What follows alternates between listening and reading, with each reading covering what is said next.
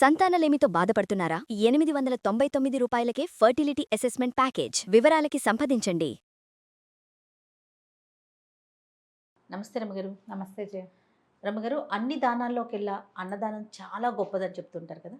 దీనికి సంబంధించి మహాభారతంలోని కొన్ని స్టోరీస్ కూడా మనం చెప్పుకున్నాం. అలాంటిది ఏమన్నా స్టోరీస్ ఉన్నాయా? దాన మహిమ చాలా మంచి మంచి కథలు ఉన్నాయి జయ. చందమామ కథ ఒకటి నేను చదివాను. అయితే ఈ మధ్య ఇవాళ లేదా నిన్న ఒక ఆవిడ పంపించారు నాకు ఆ కథ. చాలా నచ్చింది. అండ్ నేను ఇదివరకు చదివిందే, సరే అది చెప్దామని. కరెక్ట్గా సిచ్యువేషన్ కుదిరింది కదా. అవునవును. ఎక్కువగా వేస్ట్ చేసేది కూడా అన్నమేనండి. అన్నమే ఎక్కువగా పడేసేది మనం అన్నమే పడేస్తూ ఉంటాం. అవును, ఎక్కువ వండుకుంటాం. ఎవరో రారు, మనకి ఇంట్లో వాళ్ళు వేస్ట్ చేసేస్తాం. పూర్వం ఒక బ్రాహ్మణ ఆయన నిత్యము అన్నదానం చేసేవారు. ఆ ఊరు వచ్చిన అతిథి అభ్యాగతుల ఊళ్ళోంచి వెళ్ళేవాళ్ళు అలాగే కదా దానాలు చేసేవాళ్ళు. సహపంక్తిని భోజనానికి ఎవరైనా లేకపోతే తినకుండా ఉండిపోయేవాళ్ళు. ఎవరు రాకపోతే ఆ వీధిలో వాళ్ళని ఎవరినైనా వెళ్ళి ఏదో అక్కడే పని మీద వెళ్తున్నాడు, రాబోయే మా ఇంటికి భోజనానికి అని పిలిచి భోజనం పెట్టేవాడు. ఆయనకి ఇష్టం అట్లా. అయితే ఈ అన్నదానం చేయటం చాలా గొప్ప విషయం, కానీ అసలు దాని ఫలితం ఏమిటి తెలుసుకోవాలని అనిపించేది. వాళ్ళ ఇంటికి వచ్చిన వాళ్ళందరినీ అడిగేవాడు, అన్నదానం చేస్తే ఫలితం ఏం లభిస్తుందండి అని. ఏమో అన్నదానం చాలా గొప్పది, ఫలితం తెలీదు. అయితే ఒక ఆయన ఏమన్నాడంటే, అన్నదానం అంటే కాశీ అన్నపూర్ణని అడగాలి. అన్నపూర్ణ ఆవిడ అన్నదానం చేస్తుంది, అమ్మ ఆవిడ వల్లే కదా అన్నం వచ్చేది. ఆ అమ్మ చెప్పాలి సమాధానం దీనికి అన్నాడు. అంటే ఈయన ఏం చేశాడు, తన ప్రాంతం నుంచి బయలుదేరి కాశీనగరానికి వెళ్ళిపోయాడు. గంగ ఒడ్డును కూర్చుని పార్వతీదేవి కోసం, ఈ అన్నపూర్ణ స్వరూపంలో ఉన్న అమ్మవారి కోసం తపస్సు చేశాడట. అయితే ఆవిడేమంది, ప్రత్యక్షమైంది. చాలా చాలా రోజులు దీక్షగా తపస్సు చేశాక ప్రత్యక్షమై, అబ్బాయి చాలా అత్యద్భుతమైన ఫలితమే ఉంది, కాకపోతే నేను నీకు ఇప్పుడు చెప్పినా తెలియదు. హేమవత పర్వతం, ఆ పర్వత ప్రాంతానికి వెళ్ళు. హేమవత పర్వత ప్రాంతాన్ని పరిపాలించే రాజు ఒక ఆయన ఉన్నాడు. ఆయనకి సంతానం లేరు. నువ్వు వెళ్ళి ఆయన్ని దీవించు, కుమారుడు కలుగుతాడు. అతనికి ఒక కుమారుడు కలుగుతాడు. నీకేమి ఇవ్వాలి అని అడుగుతాడు రాజు. పిల్లవాడు పుట్టగానే ఎవ్వరూ లేకుండా ఏకాంతంతో నువ్వు ఆ పిల్లవాడితో గడిపే అవకాశాన్ని అడుగు. పుట్టగానే ఆ పిల్లాడిని నీ చేతిలో పెట్టాలి, రాణి కూడా ఉండకూడదు అక్కడ. ఆ పిల్లవాడు నీకు చెప్తాడు అని చెప్పింది అమ్మవారు. సరే నమస్కారం చేశాడు. అమ్మవారు వెళ్ళిపోయింది. ఈ హేమవతానికి బయలుదేరాడు. అప్పుడంతా కాలినడకలు కదా, ట్రాన్స్పోర్టేషన్ ఏముంది, నడుచుకుంటూ వెళ్ళటమే. కాశీనగరానికి కొన్ని నెలల తరబడి నడిచి అక్కడ తపస్సు చేశాడు. అక్కడి నుంచి ఇక్కడికి బయలుదేరాడు. అయితే ఈ పర్వత ప్రాంతానికి వెళ్ళేసరికి ఒక చోట చీకటి పడిపోయింది. ఆయన వెళ్తూ ఉంటే ఒక బోయేవాడు కనిపించాడు ఆయనకి. బోయెడు కనపడి, బాబు ఎక్కడికండి వెళ్తున్నారు, ఎక్కడికి ప్రయాణం అని అడిగాడు. అడిగితే, బాబు హేమవత పర్వతానికి వెళ్ళాలి నాయన, పర్వతం దగ్గరికి, అక్కడున్న రాజుగారిని కలవాలనుకుంటున్నానంటే, అయ్యో ఆవిడ దూరం వచ్చేసారండి, దారి తప్పిపోయారు. ఇప్పుడు నేను దారి చూపించగలను, నాకు తెలుసు, కానీ మీరు ఆ దారి వెంట వెళ్తే అక్కడ దాకా చేరే లోపలే చీకటి పడిపోతుంది. ఇప్పుడే చీకటి పడింది. ఓ పని చేయండి, ఈ అడవంతా ఎలుగులు ఏగోళాలు ఉన్నాయి, పులులు అవి కూడా తిరుగుతున్నాయి, ఇక్కడే ఉండండి, నిద్రపోండి, రేపు పొద్దున్నే తీసుకెళ్తాను అన్నాడు.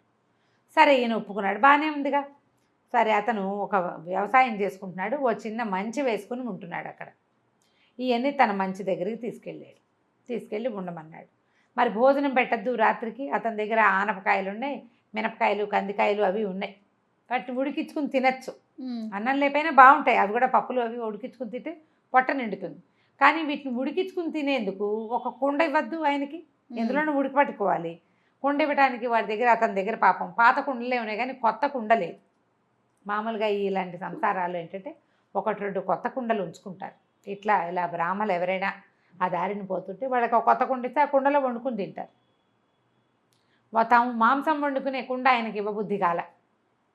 ఆ కుర్రాడు ఆలోచించి, బాబు ఓ పని చేయండి అని చెప్పి తను దాచుకున్నంత చారపప్పులు దొరుకుతాయి కదా అడవుల్లో, సారపప్పు అంటారు, సారపప్పు లేదా చారపప్పు ఇచ్చి అంత పుట్టతేను కూడా ఇచ్చాడు ఒక ముంతతో. ఆయన వద్దన్నా ఒప్పుకోవాలి, ఏదో ఒకటి తినకుండా ఎట్లా బాబు, ఈ పప్పు నోట్లో వేసుకోండి, కాస్త తేనె దాహం పుచ్చుకోండి అని చెప్పాడు. చెప్పిన తర్వాత ఆయన ఆ పప్పు హాయిగా తిన్నాడు. కూర్చుని ఏవో కబుర్లు చెప్పుకున్నారు. కాశీ నగరం, తన ఊరు, తన ప్రయాణము, ఇక్కడ ఏం పండుతాయి, మరి పిచ్చాపాటి మాట్లాడుకుంటారు. ఇవన్నీ అయ్యాక ఆయన గావంసా పరుచుకుని పడుకోపోయాడు, అంగవస్త్రం పరుచుకుని. అన్నాడు అతను, బాబు కింద వద్దండి, ఏమైనా జంతువులు వస్తాయి, మీరు మంచెక్కి పడుకోండి, కిందనే కాపలా ఉంటా తెల్లవారిదాకా అని చెప్పాడు. ఆయన సరేనని మరి అబ్బాయి చెప్తున్నాడుగా, ఈయన మంచెక్కి పట్టుకున్నాడు పెద్ద ఆయన. ఈ బోయే అబ్బాయి చాలాసేపు కాపలా కాశాడు. తెల్లవారుసామున చల్లని గాలికి కొంచెం కునుకు పట్టేసి ఆ ప్రాంతాల్లో తిరుగుతున్న పూలు ఒకటి మీద పడి అతను చంపేసి అయ్యో సంహరించింది. తెల్లవారు లేచి చూస్తే చచ్చిపడి ఉన్న ఇతన్ని చూసేసరికి ఆయన చాలా దుఃఖం వచ్చింది. అయ్యో నా వల్ల ఇట్లా అయిపోయిందే అని చాలా బాధపడ్డాడు. బోయెడు భార్య వచ్చింది అక్కడికి. చూసింది భర్తని గారు అని ఏడ్చింది. ఏం చేస్తుంది? అక్కడి నుంచి ఏమంది, అయ్యా పదండి మిమ్మల్ని హేమవత పర్వతానికి దింపుతానంటే, అయ్యో అమ్మ నా వల్ల ఈ కష్టం వచ్చింది నీకు, నేను ఇలా మంచం మీద పడుకుంటే బాగుండేది. అతను కూడా అంత పెద్ద ఇద్దరు మనుషులు పడుకునే మంచం కాదు, మామూలుగా మంచం మీద పడుకున్నాడు, జంతువులు ఎక్కువ, నా వల్ల ఇలా అయిందంటే మా కర్మానుభవానికి నువ్వేం చేస్తావు నాయన, మా కర్మ. ఇప్పుడు మా ఇంటి మాకు ఎవరైనా గెస్ట్ వస్తే మేము పైనే పడుకోబెడతాం, పర్వాలేదని చెప్పి అమ్మాయి ఏం చేసింది, ఆయనకి ఆమడ దూరం ఆయనతో పాటు వెళ్ళి ఆ హేమవత పర్వత ప్రాంతంలో ఉన్న రాజ్యానికి దారి చూపించి వెనక్కి వచ్చి భర్తతో సహగమనం చేసేసింది. ఆయనకు తెలుసు అమ్మాయి సహగమనం చేస్తుందని. అప్పటి ఆచారాలు అవి, ఎవరు లేరు వాళ్ళ జీవితానికి. అయితే ఈయన అక్కడికి వెళ్ళాక రాజ్యంలో రాజుగారిని చూశాడు. చూసి రాజుకు చెప్పాడు, మీకు సంతానం కలుగుతుంది, మగ పిల్లవాడు పుడతాడు అని. ఆయన రాజు చాలా సంతోషించాడు. ఏమైనా మీకు ఇస్తానన్నాడు. నాకు ఏమీ ఇవ్వద్దు, పిల్లవాడు పుట్టగానే నా చేతిలో పెట్టు, ఏకాంతంగా పిల్లవాడిని చూడాలి నేను అన్నాడు. తమ రాజ్యంలోనే ఉంచుకున్నారు. సంవత్సరం తిరిగేసరికి రాణి గారికి కుమారుడు కలిగాడు. కలగంగానే కుమారుడు ఈయన అక్కడే ఉన్నాడు. పిల్లవాడు పుట్టంగానే పిల్లాడిని రాణి ఈయన దగ్గరికి అప్పచెప్పారు, తీసుకొచ్చారు. పురిటి గదిలో ఉన్న పిల్లాడిని దగ్గరికి ఈయన పంపించారు. రాణిని పక్క గదిలోకి షిఫ్ట్ చేశారు. ఈయన పిల్లాడిని ఇట్లా ఎత్తుకున్నాడు. అప్పుడే పుట్టిన పిల్లాడు టక్కిన నోరు తెచ్చి పెద్దవాళ్ళలాగా చెప్పాడు, మహానుభావ నీ చేతిలోకే వచ్చాను నేను, నీకు చారపప్పు పుట్టతేనే పెట్టిన బోయేవాడున్నాడే వాడే నేను. ఒక్క పూట నీకు ఆహారం ఇచ్చిన పుణ్యానికి రాజకుటుంబంలో కుమారుడిగా జన్మించి రాజ్యాన్ని ఏలబోతున్నాను. ఒక పూట తాత్కాలిక ఆహారం, స్నాక్, అది పూర్తి భోజనం కాదు, ఇచ్చినందుకే నాకు ఇలాంటి ఫలితం లభించింది. నిత్యము పూర్తిగా అన్నాన్ని గనక దానం చేస్తే ఎలాంటి ఫలితం లభిస్తుందో ఇంకా నీకు వేరే చెప్పాలా అనగానే ఈయన ఆశ్చర్యపోయాడు. పిల్లాడు మామూలుగా అయిపోయి కుయ్యో అమర్రో అని ఏడుస్తున్నాడు. కుయ్యమని మామూలుగా.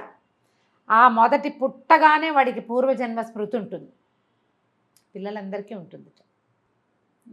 పుట్టగానే ఈయన చేతిలో పెట్టారనమాట. వాడు ఏడవటం మొదలుపెట్టాక మామూలుగా అయిపోతాడు, మనుషుల చేతుల్లోకి వెళ్ళేసరికి అయిపోతాడు, మామూలుగా చేతులు తిరుగుతాడు. అది తను ఎక్కడున్నారో తెలియదు, డిజబుల్డ్గా ఎవరో ఒకళ్ళు వాడికి సహాయం చేయాలి, వాడిని ఎత్తుకోవాలి, వాడిని కావలించుకోవాలి, వాడికి పాలు పోయాలి, నీళ్లు పోయాలి.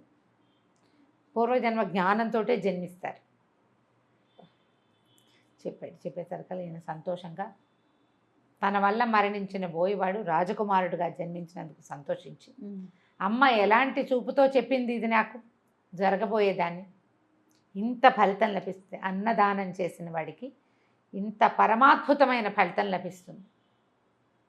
ఇది ఆ క్షణానికి లభించేది ఎలా ఉంటుందో మనకు తెలీదు, మరు జన్మలో ఇంత అద్భుతమైనది లభిస్తుంది. ఒక్క పూట ఒక్క విషయం అవసరమైన వాడికి, ఫ్రెండ్స్కి పార్టీ ఇస్తే అని అనుకోవద్దు, ఆకొన్నవాడికి ఆకలితో ఉన్నవాడికి అన్నం పెడితే అద్భుతమైన ఫలితం ఇస్తుంది.